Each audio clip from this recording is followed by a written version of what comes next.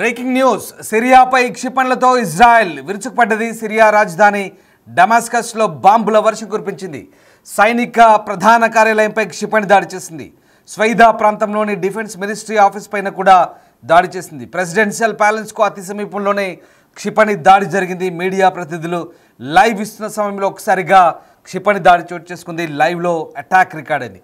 తామే దాడి చేశామని ఇజ్రాయెల్ డిఫెన్స్ ఫోర్స్ ప్రకటించింది. సిరియాలో రెండు తెగల మధ్య అంతర్యుద్ధం కొనసాగుతోంది.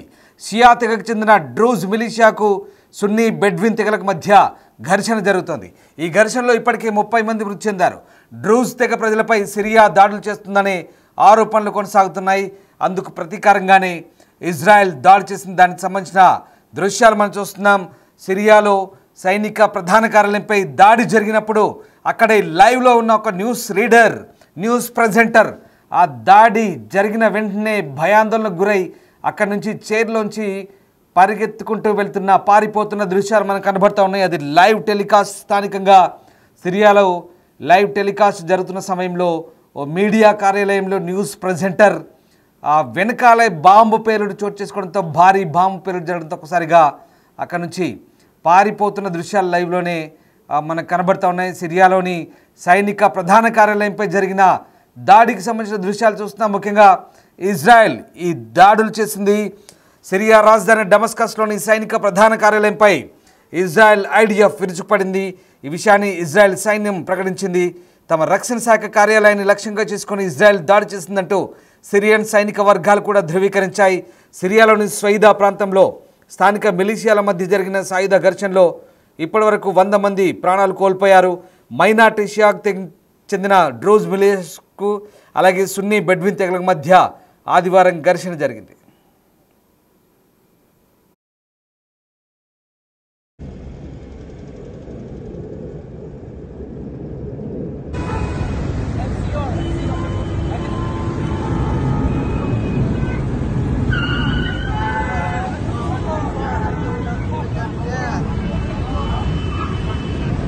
دفاع الاحتلال الإسرائيلي إسرائيل كاتس إن الجيش سيواصل مهاجمة قوات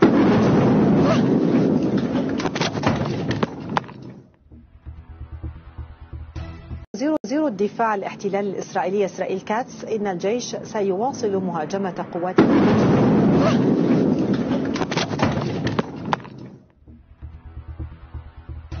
وزير الدفاع الاحتلال الإسرائيلي إسرائيل كاتس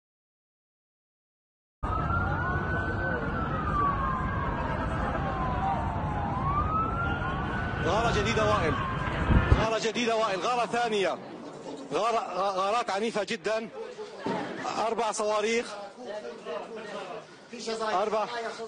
4 صواريخ.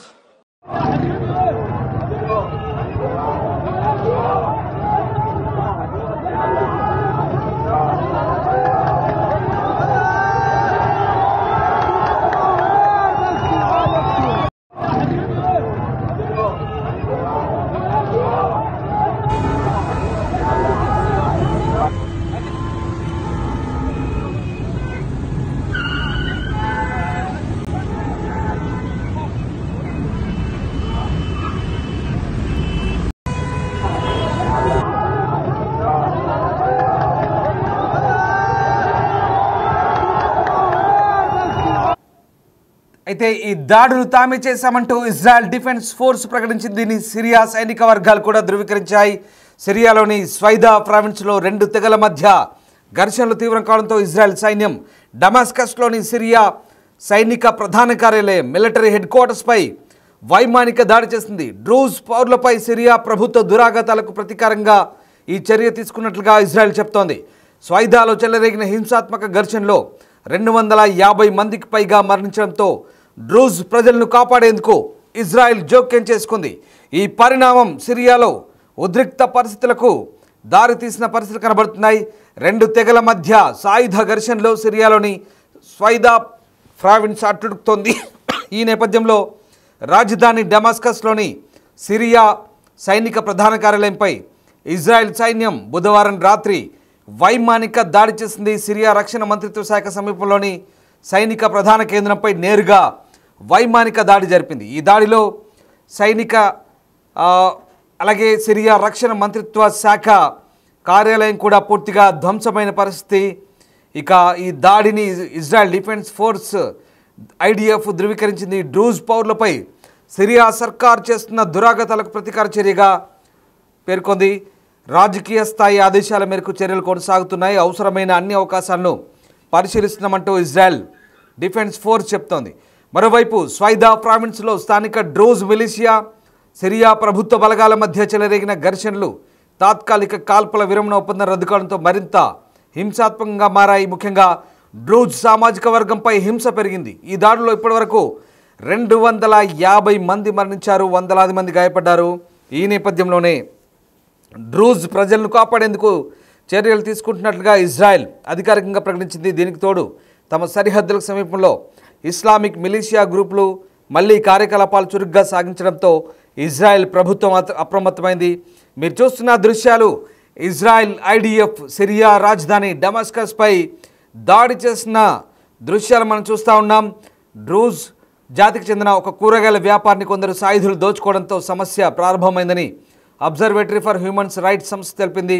ప్రపంచవ్యాప్తంగా సుమారు 10 లక్షల మంది డ్రూజ్ జాతీయులు ఉన్నారు. అందులో సగం మంది సిరియాలో ఉన్నారు, మిగిలిన వారు ఇజ్రాయెల్, లెబనాన్ దేశాల్లో నివసిస్తున్నారు. ఇక సిరియా రక్షణ శాఖ కార్యాలయంపై ఇజ్రాయెల్ దాడి చేయడంతో లైవ్లో ఒక న్యూస్ యాంకర్ వార్తలు చదువుతుండగానే వెనక బాంబు దాడి జరిగింది. ఒక్కసారిగా భారీ శబ్దాలు రావడంతో ఆ న్యూస్ యాంకర్ భయంతో పరిగెత్తింది. ఆ న్యూస్ ఛానల్ కార్యాలయానికి సమీపంలోనే రక్షణ శాఖ కార్యాలయం ఉంది. ఆ రక్షణ శాఖ కార్యాలయం వెనకాల బాంబు దాడి జరుగుతున్నప్పుడు ఆ న్యూస్ యాంకర్ లైవ్లో ఎలా పరిగెత్తుందో ఒక్కసారి మీకు ఫుల్ ఫ్రేమ్ చూపిస్తాం. పూర్తిగా ఆ దాడికి సంబంధించిన దృశ్యం ఒకసారి చూడొచ్చు. న్యూస్ యాంకర్ లైవ్లో వార్తలు ప్రజెంట్ చేస్తుంది. ఆ న్యూస్ ప్రజెంటర్ ఒకసారిగా భయానికి గురైంది. ఎస్, ఇదే ఆ దృశ్యం. లైవ్లో ఒక్కసారిగా వార్తలు చెప్తున్న సందర్భంలో వెనక బాంబు దాడి జరిగింది. ఒక్కసారిగా భారీ శబ్దాలు రావడంతో భయంతో పరుగులు పెట్టింది. ఎస్, అవే ఆ దృశ్యాలు. వెనకాలే సిరియా రక్షణ శాఖ కార్యాలయం ఉంది.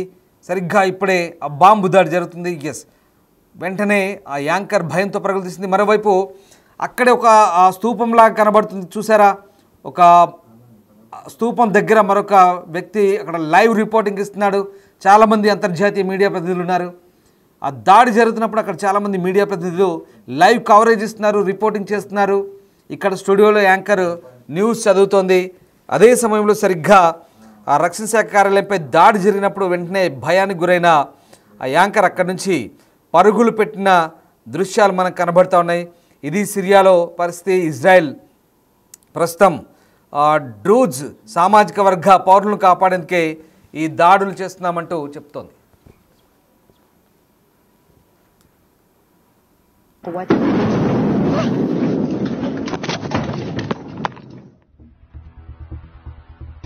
وزير الدفاع الاحتلال الإسرائيلي إسرائيل كاتس إن الجيش سيواصل مهاجمة قوات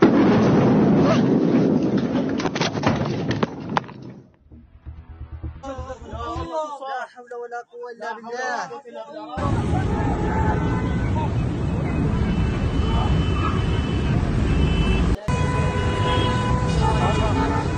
أربعة صواريخ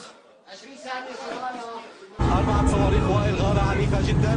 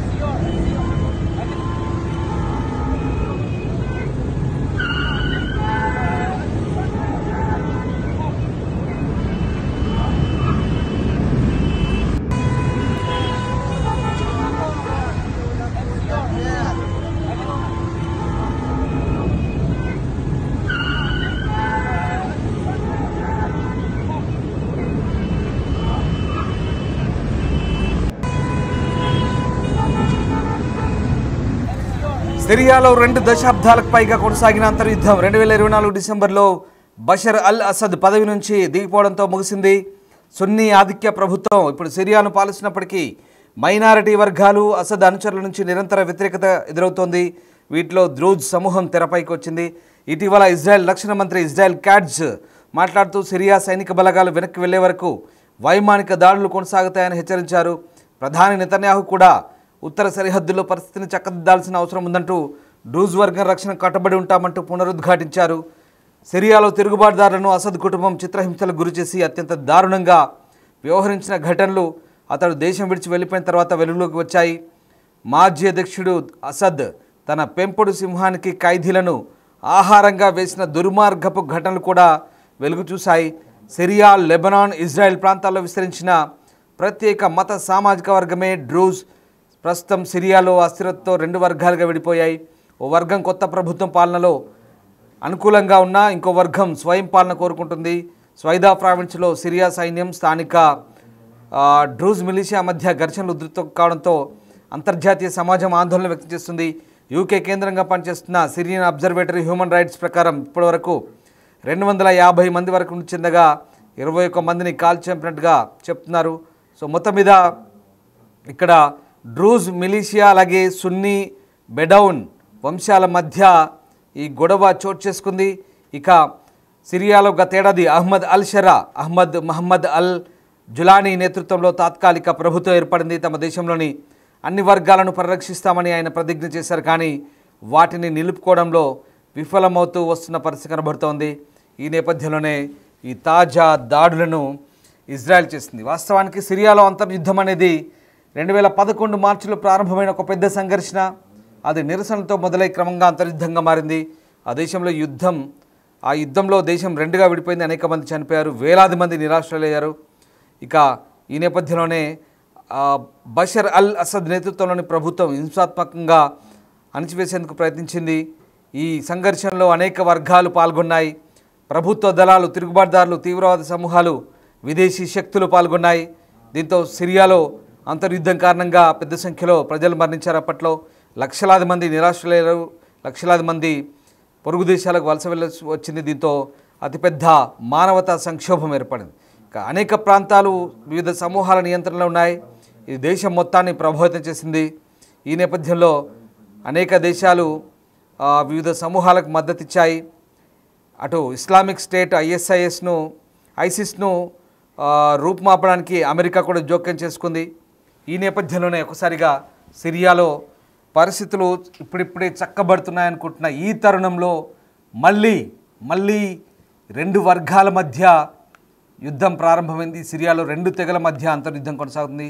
షియా తెగకు చెందిన డ్రూజ్ మిలిషియాకు అలాగే సున్నీ బెడ్విన్ వంశానికి ఘర్షణ చెలరేగుతుంది. దీంతో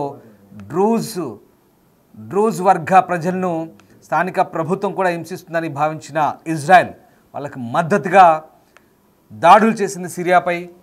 ఈ నేపథ్యంలోనే తాజా దాడులవి ఏకంగా సిరియా రక్షణ శాఖ కార్యాలయాన్ని, సిరియా అధ్యక్ష భవనం కార్యాలయంపై ఉన్నటువంటి మిలిటరీ హెడ్ క్వార్టర్స్ని పూర్తిగా విధ్వంసం చేసింది, విమాన దాడులు చేసింది. దానికి సంబంధించిన తాజా దృశ్యాలవి disturbing content on Big TV screen.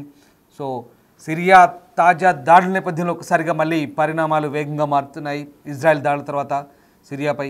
ఈ నేపథ్యంలో ఎలా ఉండబోతుంది, మళ్ళీ ఎలాంటి ప్రతిస్పందనలు వస్తాయని మాత్రం వేచి చూడాల్సిందే.